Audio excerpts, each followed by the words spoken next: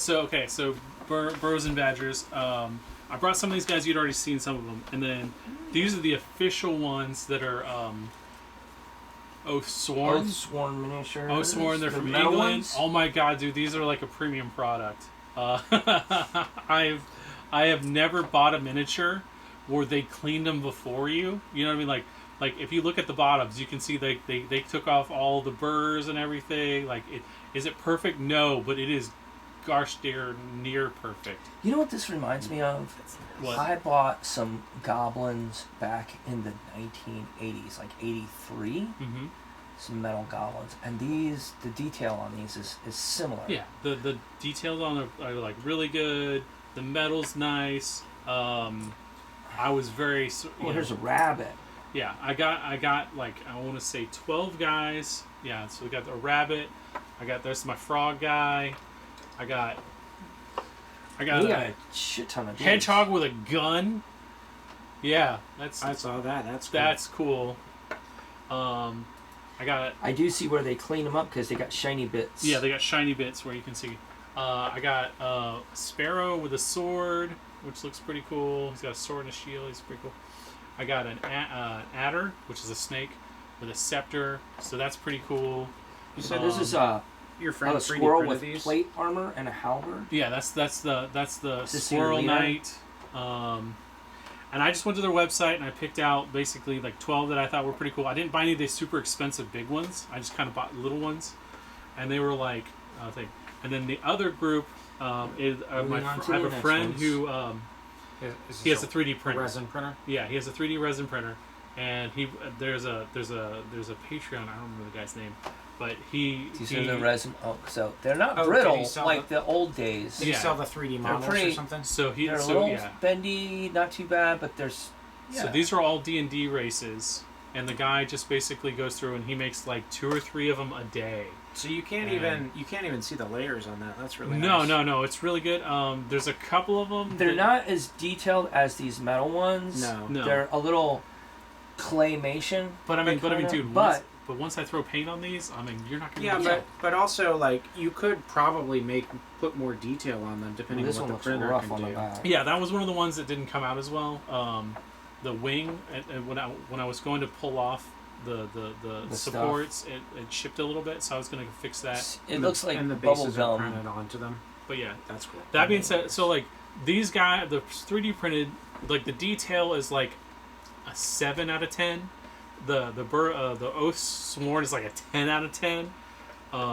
So for these, like the Kickstarter, I would call these. You had to buy the models. Or? So what my buddy did, there's a Patreon. This guy, I don't remember the guy's name. Oh, Patreon. And the Patreon, you pay like $10, $12 a month, and then you have unlimited access. You can print whatever you want. Oh, that's nice. And so he basically was like, "Hey, Riley, go." I like this one, the little frog. Yeah, and all the 3D printed ones, they're D&D. They're D&D race monsters. This is what I want to learn. I want to learn how to do this. I want to learn how to like model like this. Well, he said the way he explained it to me was like it's almost like a hobby in its own. Basically, but once you get used to it, like it is the modeling. Yeah, like using the 3D modeling software. Yeah. So sorry, the printing is a hobby in itself. Yeah. But yeah, I guess doing the printing, the designing would be a hobby in itself too. And I literally went through and I picked out like 15 guys that I thought were cool. Like I like. Almost one of my favorites is the turtle with a mug of beer.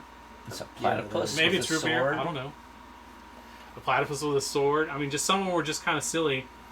And I was just like, I just grabbed them and yeah. All right. And so these darker guys we looked at before, are these printed or are these in fuel injected? Mold. They were injected. This one's King Corgi. Yeah, And these came from Amazon? I got them off of eBay, but I think they were probably originally from Amazon. And they're fine. They're nothing spectacular. Okay, so you wanted to discuss. So what I wanted to talk about was how do we want to bases. base these? Because the thing is, if you read the book, it says to do everything in 30 millimeter. These little guys look weird if I do 30 because 30 is big. 30's kind of big. I was thinking 20. So that's 30. They came with the 30. This is what they mailed them to me with, and then I went through and I found I had like a smaller one that's more like the 20, What's that, like 25, 28 somewhere around there.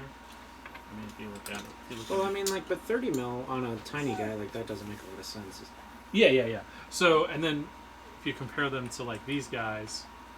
Yeah, so 30 mil on that guy makes sense, or 25 or whatever. Yeah. So what I'm thinking I'm going to do is I'm just going to do whatever this on all of them, and then because like I said, that's just a little too big. It is. And I agree. You know, that's too big for that. So what sizes is this? And is I think 25.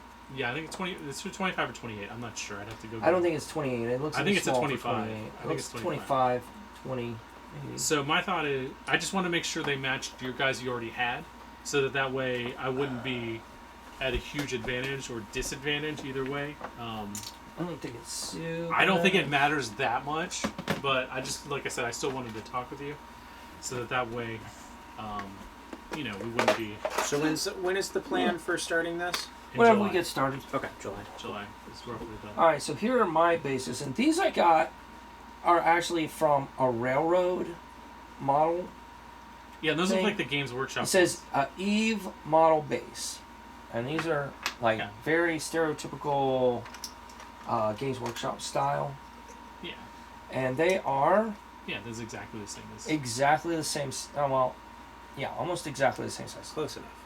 Mine are beveled out a bit. And mine are rounded.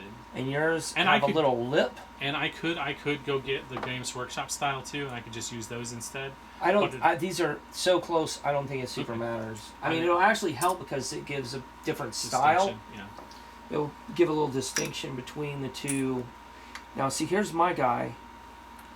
I have now, see, mine need cleaning up, but here's my fox. Yeah.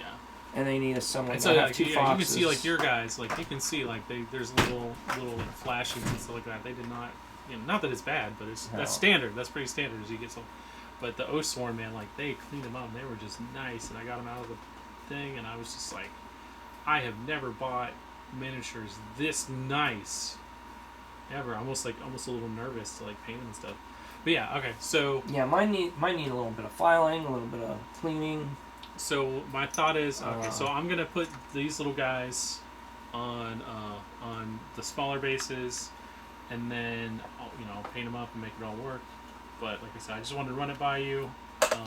Yeah, those are perfect. And then the D&D miniatures that are 3D resin printed, I'll probably get those guys going too. Now I did get you a Royal Guard I don't know box. Okay. So yeah, because you can only have a maximum number of 10 guys per ward band.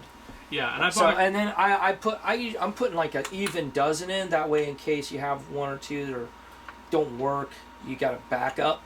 That's basically what I was thinking. So yeah. So I mean, because what I did is I do like 4 really nice guys and then 6 jabronis per warband. And that was kind of my thought too when I picked out mine, because like the rabbit. Yeah. So let me see this aside.